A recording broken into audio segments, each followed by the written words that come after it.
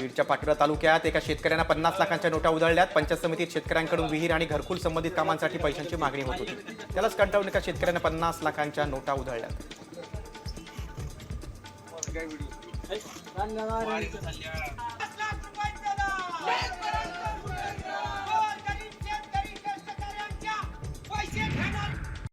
Comscore नुसार आता isakal.com आहे देशातील नंबर 1 ची मराठी न्यूज वेबसाईट। प्रत्येक अपडेटसाठी isakal.com ला नक्की भेट द्या। शेतकऱ्यांच्या संपूर्ण कर्जमाफीसाठी जालन्यातील एका शेतकऱ्याने अनोखं आंदोलन सुरू केलं। या शेतकऱ्याचं चक्क सरकारी विहिरीत खाट टाकून आंदोलन सुरू आहे। निवडणुकीपूर्वी कर्जमाफीचं आश्वासन शेतकऱ्याला दिलं होतं, मात्र कोणतीही कर्जमाफी केली नसल्यानं या शेतकऱ्याचं म्हणणं आहे।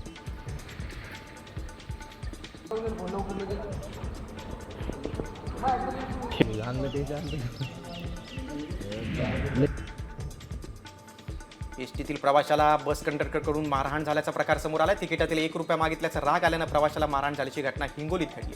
या प्रकरणी पोलीस ठाण्यात गुन्हा दाखल झाला आहे।